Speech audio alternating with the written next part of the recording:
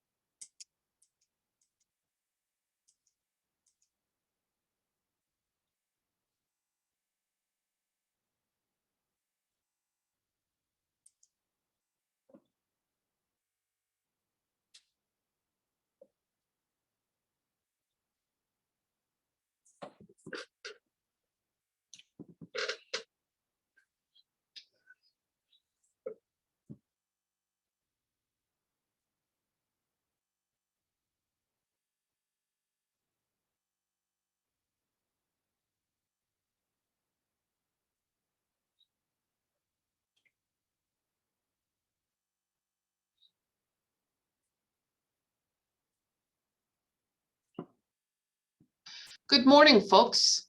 I'm Cheryl Allen, working as the Deputy Superintendent at the Office of Public Instruction.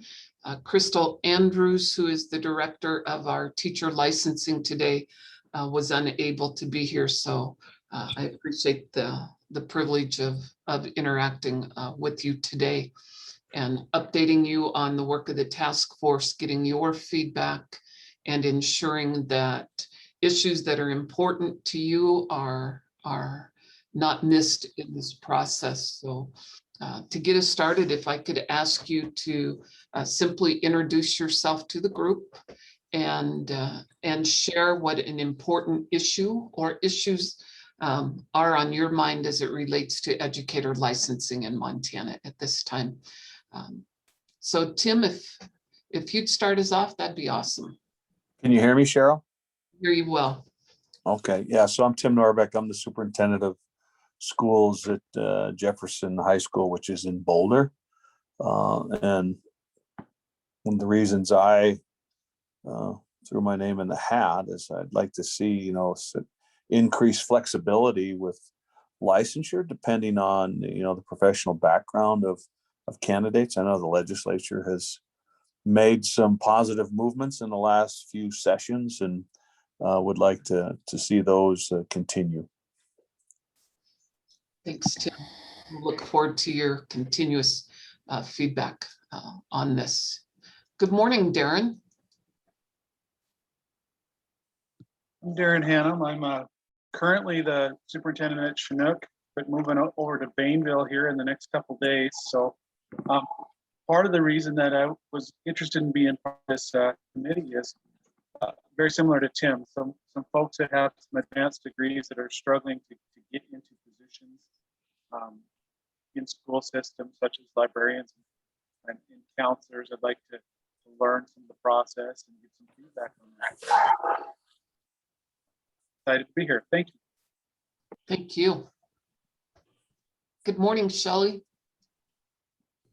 Hi, I'm Shelly Waite. I'm the 712 principal at Forsyth Schools.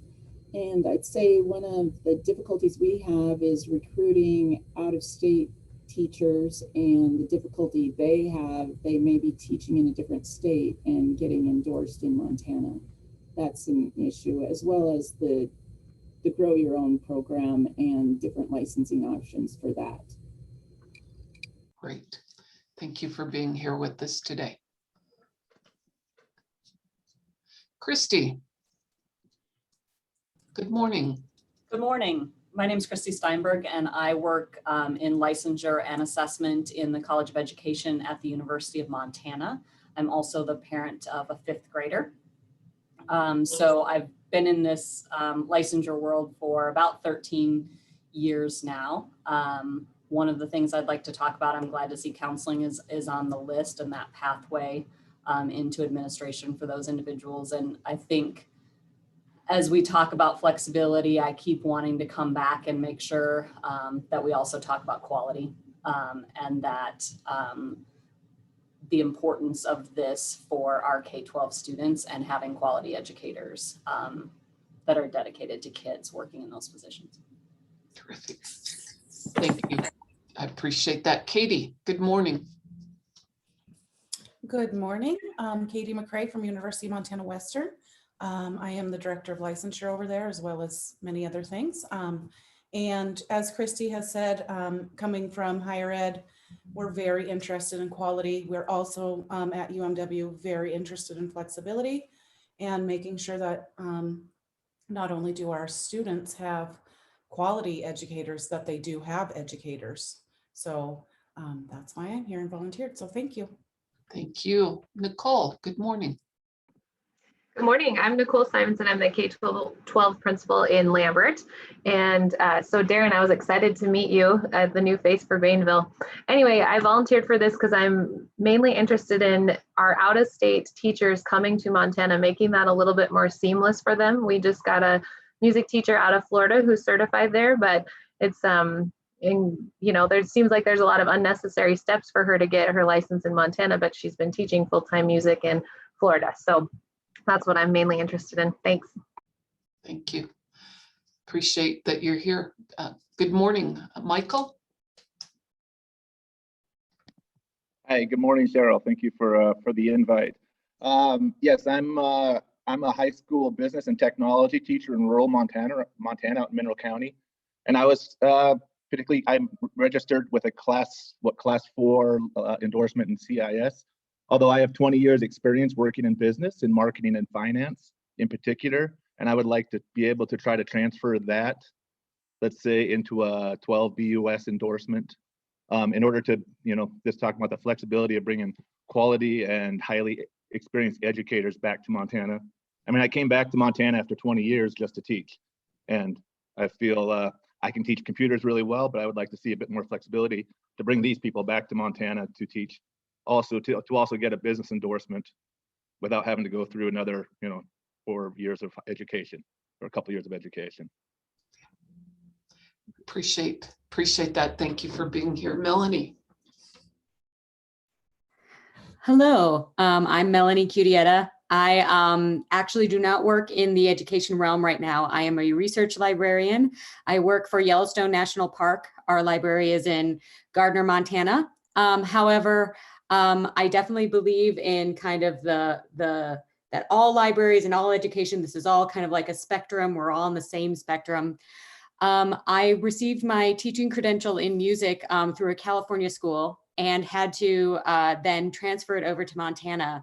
After I got my library master's degree, I then went back and did the MSU program to get my library media endorsement onto my teaching credential as well.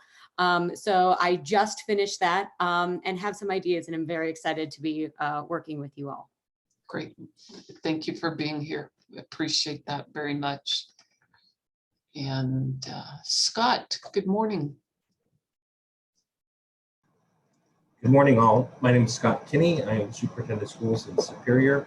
I'm also the WMAS president for our region, and echoing the comments of others, I'm very concerned about flexibility and attempting to offer up positions to folks from out of state, as well as to hopefully then look at making the process more efficient for folks that we already have in place. I am a state certified librarian, ironically, and it's one of the most difficult things that we've had to be able to try to hire for. So I'd like to see some movement in being more creative and getting folks certified. Thanks. Thank you. Good morning, Noelle, and welcome. Hi, I'm Noelle Harper. I'm a teacher librarian at Gallatin High School in Bozeman. And I'm really here just because I want to learn more about the process. And I'm also just really invested in libraries and literacy. When I moved here from Georgia, I had a K-12 endorsement in art and education, and I got my master's from MSU in library media. So yeah, I'm just really curious to learn more about the process, and I'm really excited to be here. Thanks. Thank you. We're glad you're here as well. Carrie.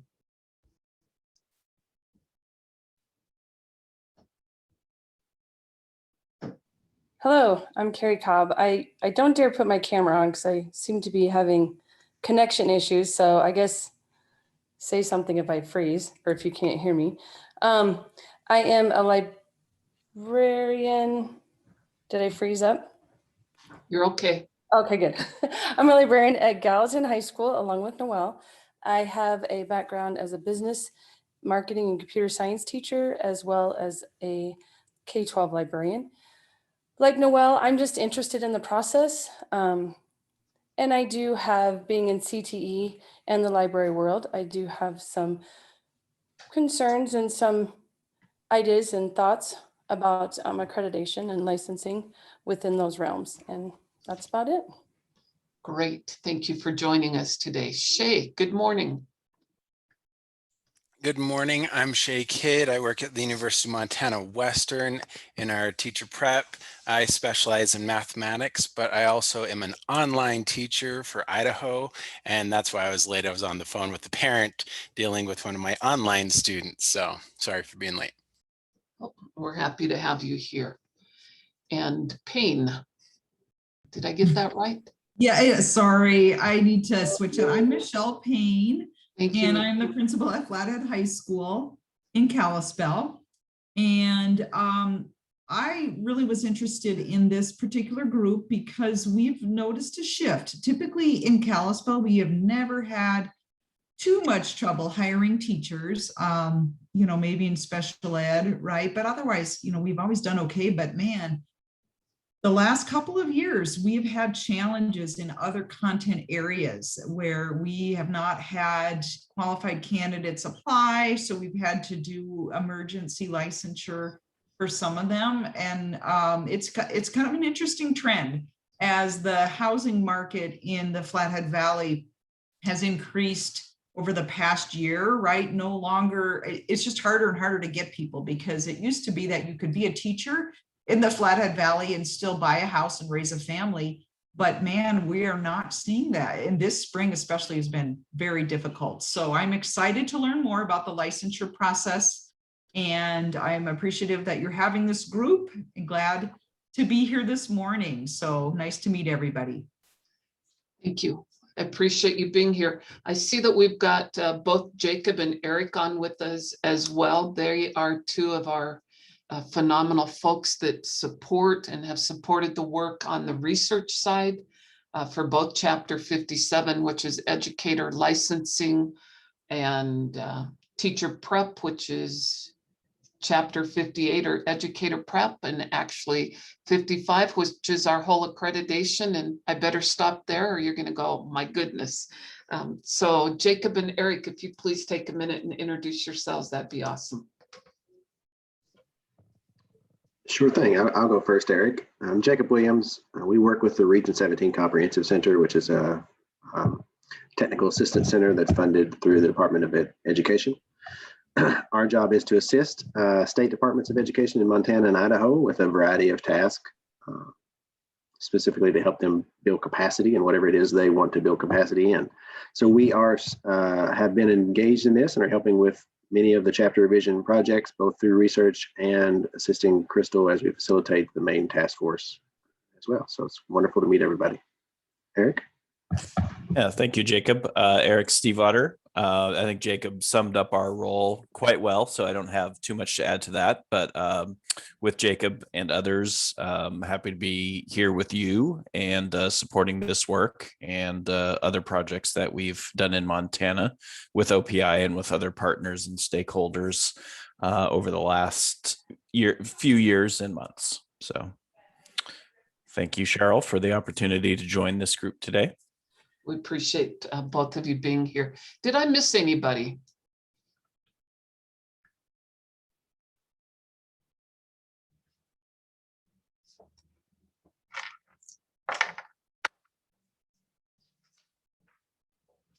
Sounds like we're good to go. So I'd like to jump in with you today and talk about the counselor licensing path to becoming an administrator in Montana. Since I've been in this role for 12 months, I have observed at least 4 licenses that we took to the Board of Public Ed requesting an unusual case, and we're unsuccessful with each of those. with the premise that we would certainly address this in Chapter 57. So I'm going to work to share my screen with you. And hopefully you can see this. So it should look like a spreadsheet. Let's see if I can increase the.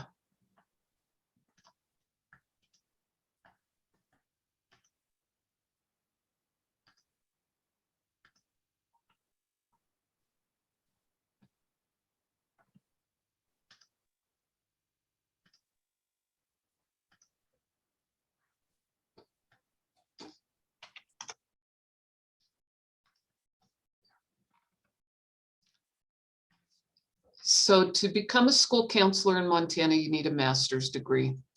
And it has to be through a CACREP accredited school counselor program as well, or regionally accredited. So just putting the context of that. So what we have in Montana as others is we had a change in ARM long before my time, and probably most of yours, where a counselor used to be able to get administratively endorsed in Montana from counseling experience. They can't today. So you see the highlighted section there that you need a minimum of 3 years of teaching experience with a standard unrestricted license. I just pulled up the secondary principal. We've got the elementary, secondary, or the K-12, and then of course the superintendent. So the long and short of it is a counselor needs 3 years of teaching experience before they can be eligible for an administrative license. So we have folks that are counselors with their master's degree working in schools, but never the teacher side of that have gone on to get their credentialing completed in our university systems to become principals or assistant principals, and find that they can't get licensed in the state of Montana.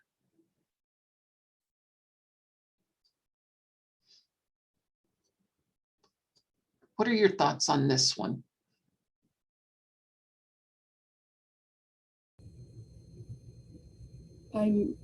I'm surprised. So our counselor, for example, especially at the elementary level, has actual classes that they teach. Right. And so I don't understand unless the counselor, and then we're doing the same at the high school, the counselor goes in and does collaborative projects and does teaching with other teachers as a co-teacher. So I don't know why that wouldn't count.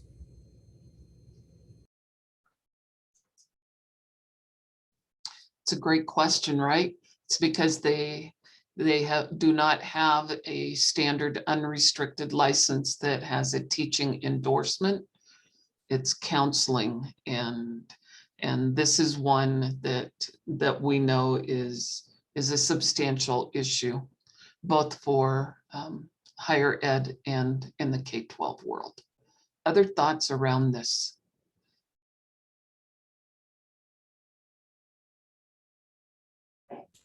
This may be kind of a dumb question, but CACREP, Yeah. what exactly does that mean? We do not define that term. We don't define it, but at the higher ed, they do define it. It's a term for counseling region. It's for counseling accreditation programs at the university level. And I don't have the acronym at my fingertips, but I'll be happy to get that for you. Yeah. Yeah, so Shay, that's the equivalent of CAPE, but it's the accrediting body for counseling programs. Okay. Yeah, just because anytime I write a research paper, I have to define an acronym the first time it shows up. And I was looking to see, where did we do that? Oh, we broke our own rule. So yeah, I think it's in the definitions are in 102, 1057. Okay. 102, so it would be defined there. But yeah, it's the national accrediting body for colleges or for counseling programs. Okay, because then that raises another. In the I part, we say a regionally accredited college or university. So one's national and one's regional. Why is there a difference there? That's a great question. We see that often when we look at educator licensing, that it will have a national reference in some areas and then it goes to regionally accredited.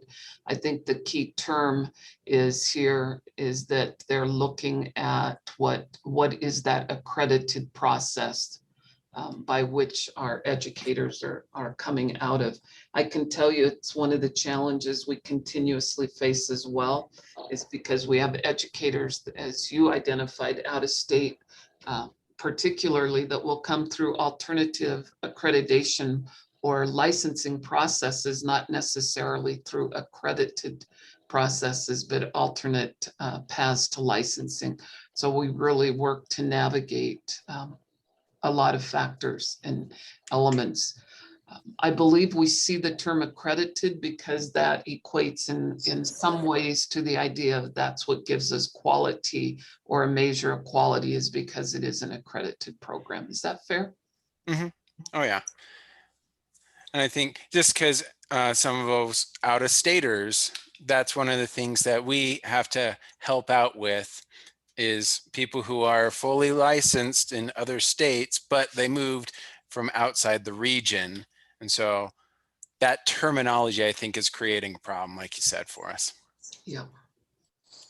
This is Tim. The 3 years of experience, why is it defined as just teaching those that are going to pursue administrative from counseling? Their experiences as a counselor are much more parallel the administrative side of it than do all the classroom experiences. I mean, they deal with high levels of confidentiality and levels of stress and those other events with young people, scheduling, etc., that have a great background experience if they were to pursue administration. So if the teaching part wasn't there, 3 years of counseling or 3 years of professional experience without the teaching word, I think would be better. Thanks, Tim. I appreciate that. When folks have asked me about that, and what came up was that you can't be an instructional leader unless you've been a teacher in the classroom. And I reflected back on my years as a building principal, and when I would be called out, especially when there wasn't an assistant principal, it was always the counselor that I was leaving responsible for taking care of whatever administrative functions came up in my absence, and would concur that 3 years, it used to be 6 years of teaching experience in Montana to get a teaching license. And for some reason that was reduced to 3 years. I don't know the history on that per se, but we can certainly look at that. Other thoughts around this?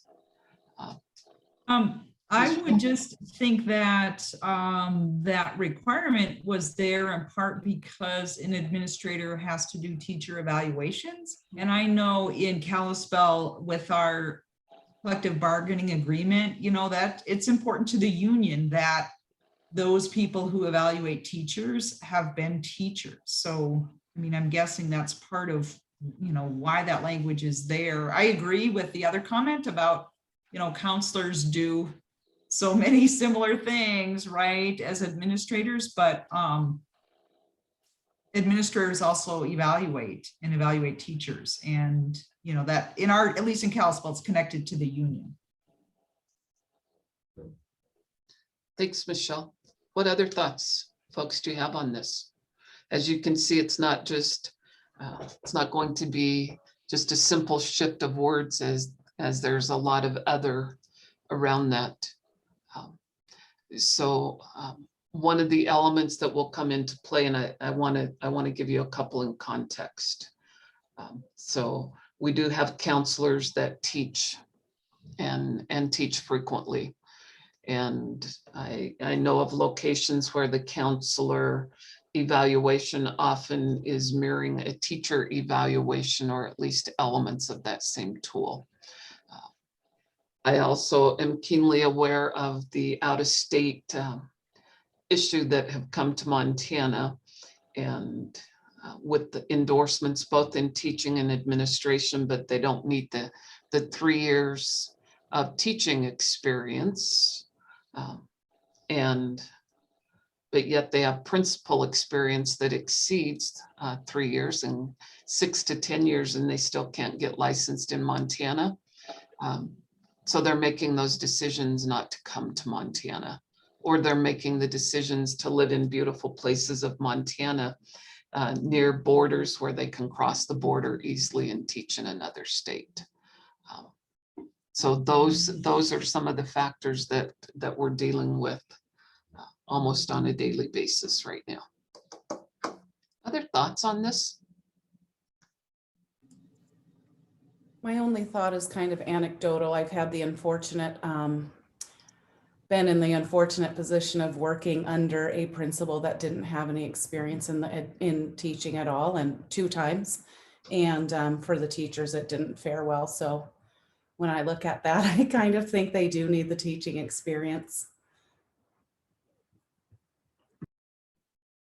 So I was around in 2015 when this rule changed, because like you said, the line used to say 3 years of teaching experience or 3 years of experience as a school counselor, class 6 school counselor. So it used to have the or prior to 2015, and there was just a 7-year window where that pathway for counselors to become administrators was open. And then in 2015, that closed again. And you know, I work for which has an administrative prep program. So I get a lot of counselors who come and ask about this pathway and really want to do this. Their administrators are encouraging them to do this. And so this comes to me and I hear those, and I know Deputy Superintendent Allen talked about those appeals that have gone through the board. And I hear those same questions. So I was participating in a group that was kind of structured by OCHI, by the Commissioner of Higher Ed. There were MSU representatives on that, along with partners from SAM, MFPE, and some other groups that were part of that. And this was one of the conversations that we had. So we talked to our educational leadership faculty, we talked to our counseling faculty, and then we actually brought in counselors who are administrators. And I know Scott probably knows some of them through West Mass who have gone through that pathway, some as teachers and some who did not have teaching experience but were allowed to be licensed when the rule granted that. And so we had a lot of conversations, and it's not any different than what we talked about. It's that concern about how can they evaluate teachers when they haven't been a teacher? But on the flip side, they're being evaluated under the same evaluation tools that teachers are. They're actually getting evaluated as counselors by administrators who have never been counselors. So the conversations went a lot of different directions. But I think, Tim mentioned at the very beginning that they bring a lot of skills, that kind of overarching view of a school that a classroom teacher who's often in their classroom doesn't always see. And so it's like, how do we weigh both of those trajectories to allow for these people who probably have a lot of skill set to be able to come and do this. And the group that I was talking about through OCHI, ultimately, we did make a recommendation to reinstate this pathway, particularly if you look at current counseling programs, which really do, I apologize, I can't remember who was talking about that their counselors are going in and presenting lessons and things like that. They're being trained in a different way than they probably were 20 years ago to be counselors. So I'm rambling a lot, but I'm just kind of trying to give you, we've had these conversations as well, but ultimately the group of which I was a part that sent that recommendation to the superintendent's office is to reinstate this pathway that in 2015 closed. Thank you. Appreciate that background. Other thoughts on this? Well, this is Tim again, just the evaluation process. I mean, it's dysfunctional. You think about my position, I'm evaluated by 7 individuals that most of them have 0 background in education. That's my livelihood is based on that. And I respect what Michelle said, but I've had longtime teachers that were principals that did my evaluations when I taught in Idaho, and one of them should have never been in that position, so I think you need to weigh it, both ways because of, what occurs. I mean, we have the EPAS system and most schools use that. Those tools are readily in place for any administrator to follow the guidelines of the different areas and so forth. So, that's my struggle. And maybe it's because I serve as a superintendent and know my livelihood is based on 7 individuals that, really have no training in our background, which is ironic, in the development of education, how it works. There are some really interesting levels of evaluation that can be dysfunctional.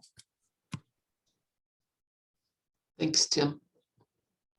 Other thoughts on this one? Cheryl, is there a way to put in a compromise? I think that the teacher portion is valid to have principals that have not had the teacher or have not been a teacher. Is there a way to put it into our code or into the portion where if you're a counselor, is there courses that we can have or internships where those counselors get some educational experience teaching a class that allows them to have that experience to meet some of the teachers' needs in that thought. I'm not saying it very well, but I think what I'm getting at is how do we get experience for those counselors as a classroom teacher that don't have it? It would help with the thoughts of teachers being evaluated with somebody that hasn't taught, but let's get them teaching in their licensure process or in their educational process. Appreciate that for that thought. I have a question for the group. Is 3 years of teaching experience adequate to become a building principal? I would say that depends on the individual. I have a young man that at 3 years, it's an elementary principal in Chinook, at 5, but he would have been ready at 2. Just it depends person to person, in my opinion. 3 years is also that limit on tenure. And so, you could have individuals that have 3 years in a couple of different places. And is that an indicator of, a good background in teaching?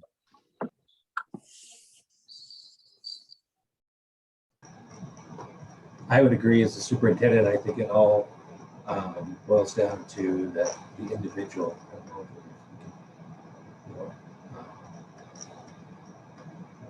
I'm not sure one size fits all.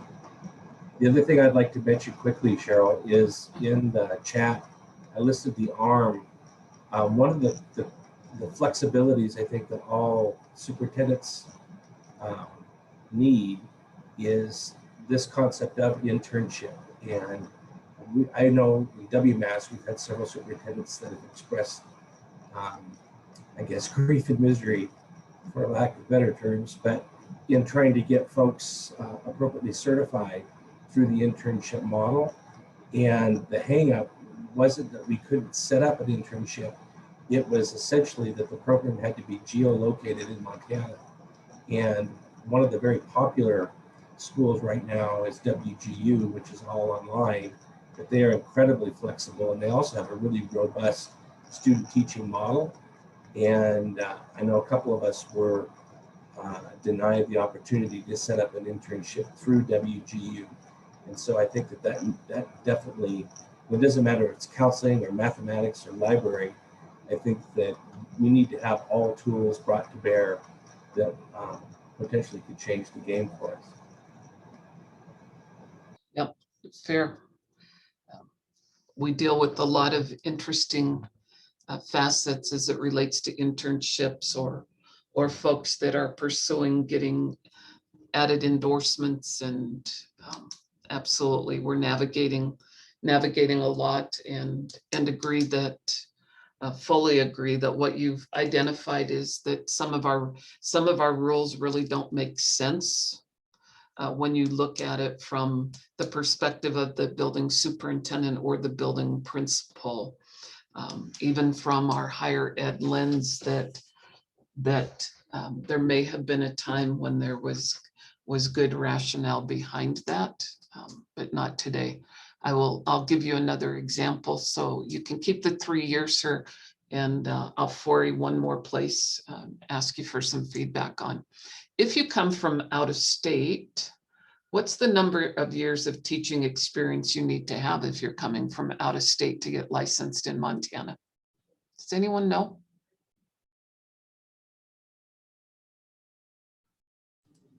Well, it's none if you completed a teacher prep.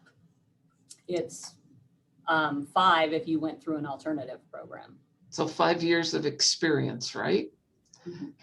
So if you're coming into Montana and seeking to get an endorsement, even with a licensed educator prep program, you've got to have the 5 years of experience, not the 3 years of experience. If you completed a teacher prep program, say in Washington, then you don't have to have any experience. Right. So if I want to get licensed in Montana, we're looking at that 5-year rule if I'm not coming directly from student teaching. So just something for you to think about there.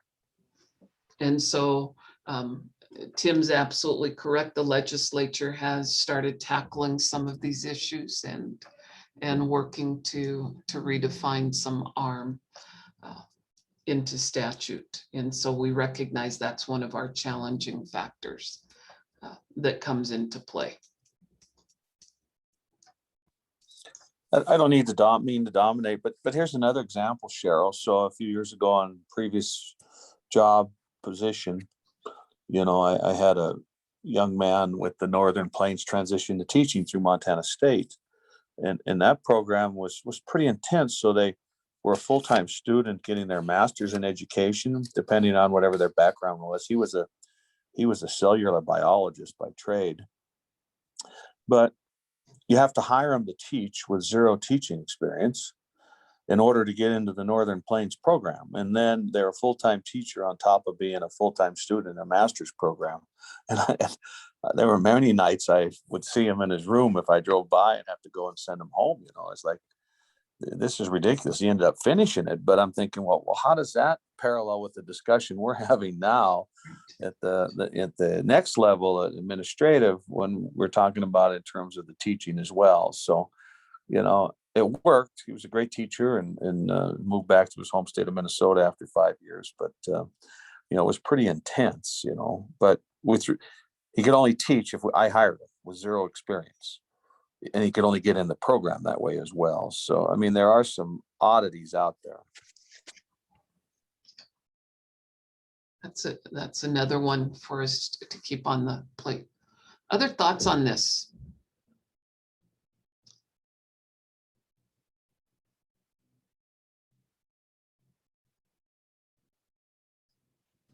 I think, you know, one of the points that Scott pointed out or made was that sometimes we're dealing with multiple sets of rules, right? Because he's referring to chapter 55, but it's also related to 57 that fits in that. And then it related to 58, what do the Montana EPPs have to do to get those licenses? So Scott's pointing out some of those complexities. And in the situation he was talking about, he didn't have the option with his math teacher to go with the class 5 because this teacher had already had a class 5 in another subject. So he had to do an internship. He had a program that would work, but he couldn't do the internship. So actually, if I'm remembering correctly, catch me if I'm not, Scott, UM ended up entering him or this teacher as an intern, even though they were going through Western Governors, just so that the district had a place and a pathway for this teacher to go through. So we got to look at that 55 in relation to 57 as well.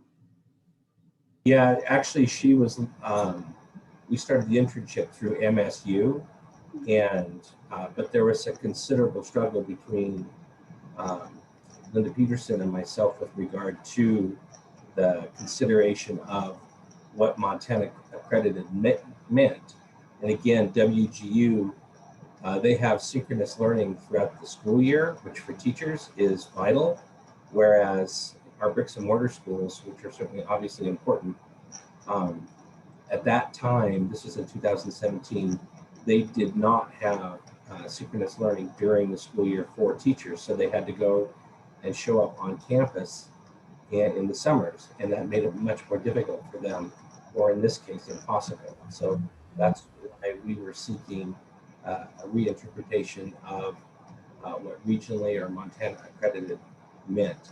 But in this day and age, especially after COVID, I think that everybody in the room can agree that this is, it might not be ideal, but is certainly an accepted mode of instruction for staff. Absolutely. COVID has shown us many opportunities and has certainly uncovered many of the challenges that we need to address. Would agree with that.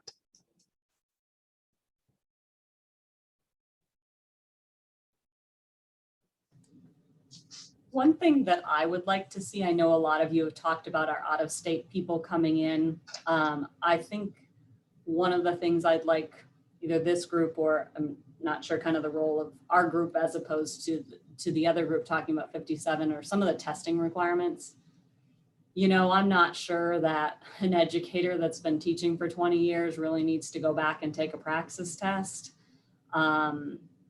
There's lots of, you know, head nodding in there. So, you know, I think Darren mentioned, are there different pathways to do this? You know, is based on the level of experience, is there a different rule that could apply for testing? That'd be something I would like to have a conversation about. Yeah, so that's a key point to bring up, and it's definitely one we're having at the LPI. We had the opportunity to be involved in a call in some of Nevada's changes as well with their state superintendent a week ago. And their legislature actually passed a bill related to the testing, the Praxis, if you would. And they came back and said, there are ways that people demonstrate competency already, and it's not necessary for them to take the Praxis as well. So we thought that was interesting language. Especially when we think of out-of-state teachers that have experienced successful teaching experiences, and one way to demonstrate that competency obviously would be through performance or evaluation reviews that are done in most states by their LEAs. And we're also having the conversation of whether or not the Praxis even has a place right now in Montana any further, or if again it's a component that if our folks are graduating from university systems and accredited systems, haven't they already demonstrated the minimum levels of competency as the Praxis tries to test? So if you have thoughts on that, we're all ears.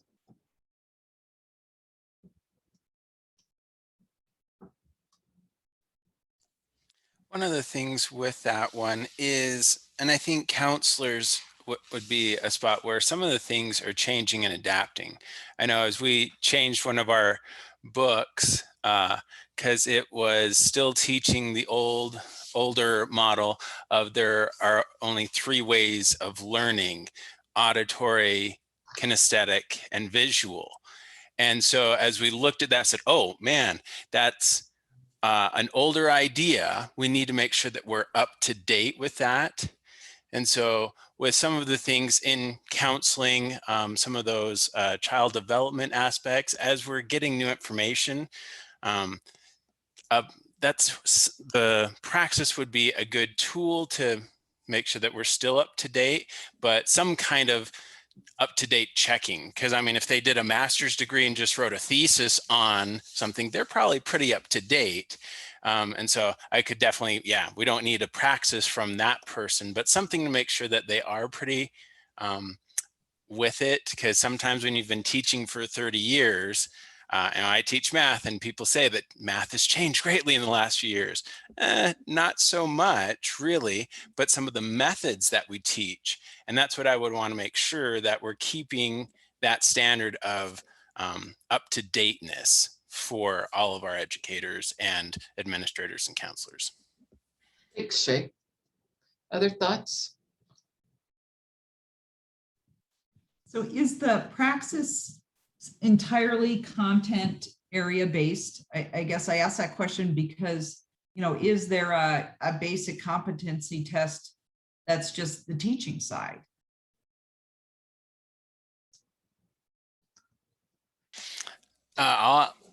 We've been talking about the Praxis, and that one is, a lot of it is a mix now. And so it's not strictly content, but classroom application of that content. And so as I've been working with them, I show them like, here's your study plan. And they ask, so how would you teach this kind of a content in some of their more open response questions? So it's a bit of a mix with it. Gotcha. The tests that the state currently requires, though, are content. Like, it's the music content knowledge test. Some of those areas become a little gray, right? Like, is special ed really content, or is that application? Something like reading is a little gray. But like, if you look at the elementary test, it's math content, it's social studies content, it's science content. Again, reading gets a little gray, but they are, the tests that the state currently uses are content knowledge tests. I mean, there are companies like ETS that make pedagogy tests. Montana's just never passed the use of those. But the content test came about really as No Child Left Behind.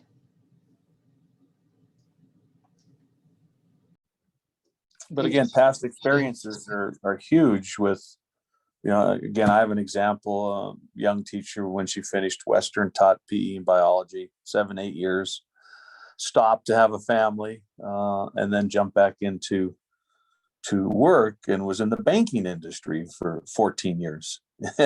Then we were desperate for a business ed because there aren't very many schools in Montana that have the endorsement anymore.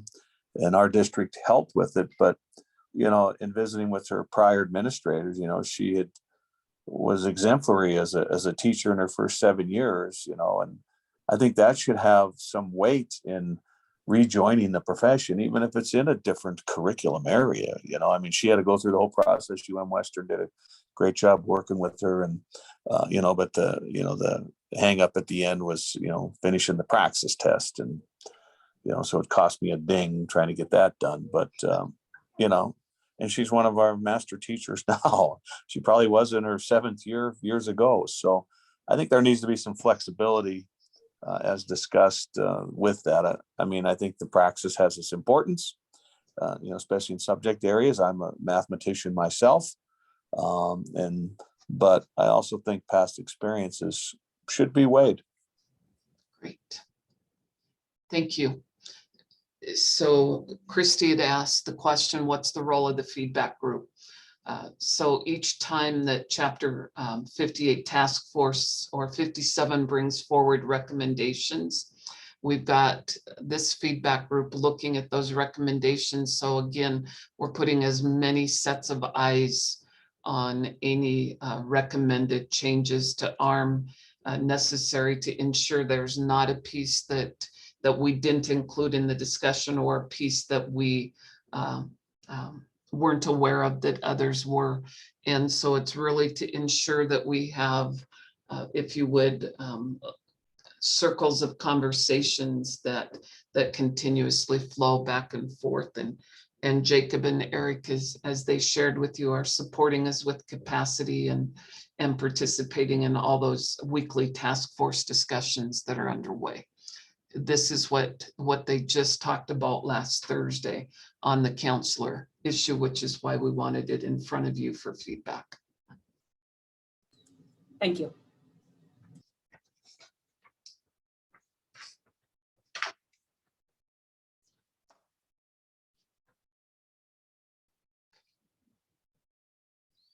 Any other comments or thoughts related to years of experience, counselor administrative endorsements, or the Praxis?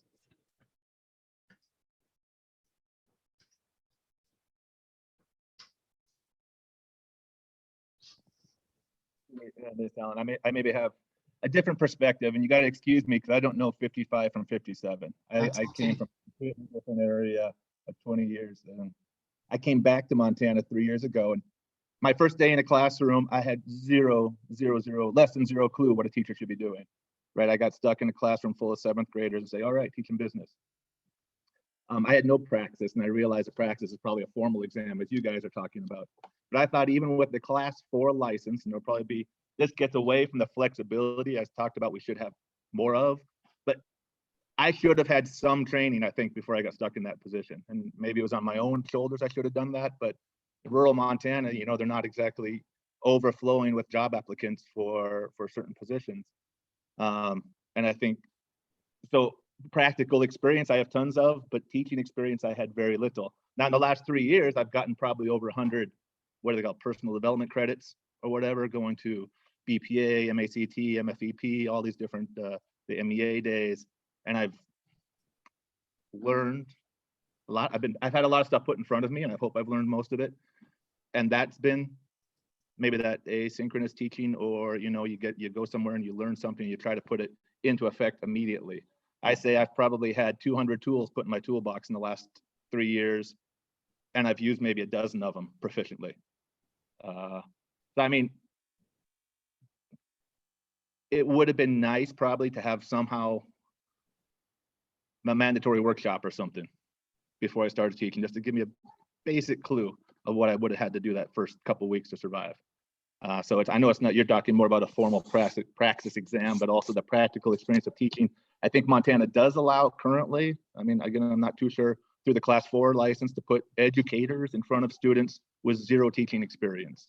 And I don't know how that translates to anything else other than the CTE programs, but it is something that is currently done. Yeah, you're right, Michael. It is in that CTAE world, and it's based on your 10,000 hours of practical experience or business and industry experience that allows for that license to occur. Appreciate that. Yeah. Appreciate that input and feedback to that. You can also be a long-term substitute with just a degree. Doesn't have to be an education. And you can also get emergency authorization without any degree in the state of Montana. And emergency authorizations can continue. The district can't find someone. And as we've discussed, a teacher could tenure under an emergency authorization because it is a form of a teaching contract. So we're looking at all of those factors as they overlay with each other.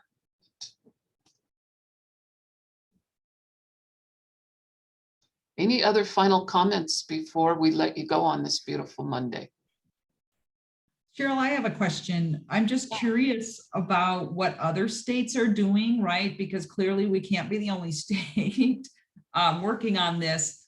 Is kind of the gist of it to have a flexible path, you know, multiple different pathways to licensure, as opposed to, you know, X, Y, and Z, and that's the only way. I mean, what does it look like in the other states?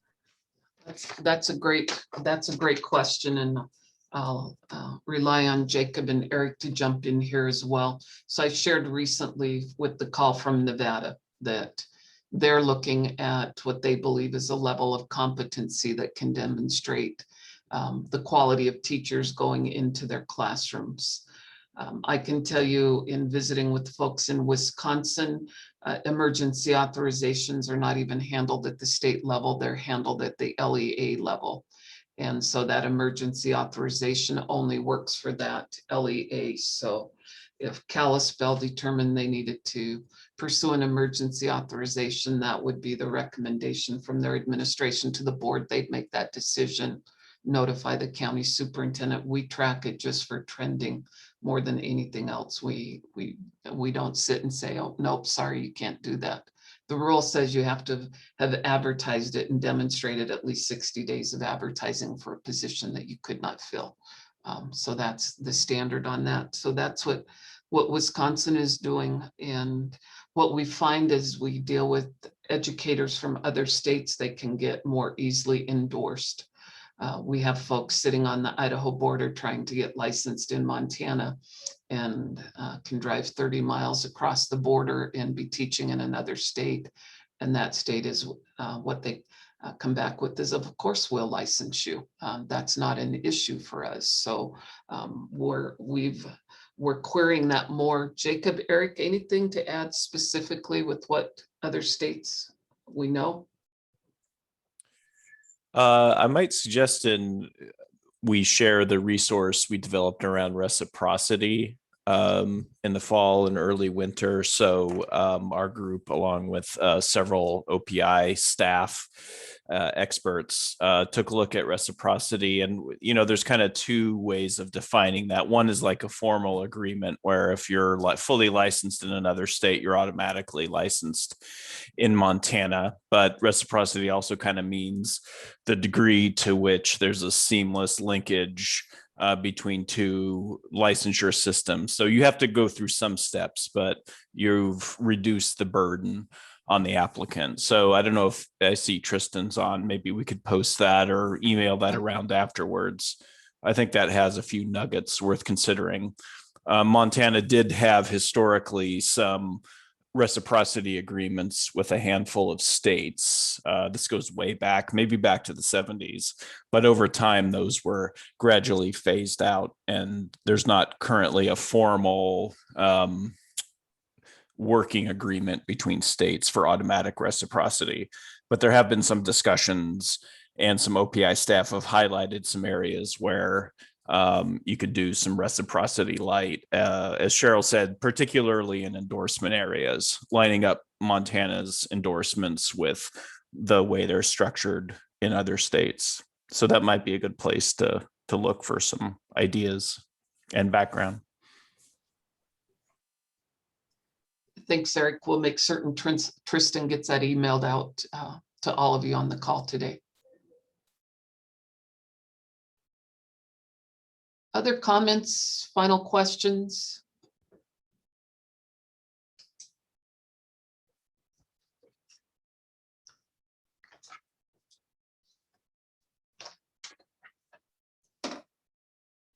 We appreciate you being with us today. We appreciate your absolute passion and interest around this important work, and know that quality teachers, effective teachers in the classroom are a high priority for all of us. We know that Montana is facing a substantial teacher shortage, and whether you're in the Flathead or whether you're in some of our rural communities, it's a common theme across the state. And we are continuing to work on that effort, as well as many other entities throughout the state.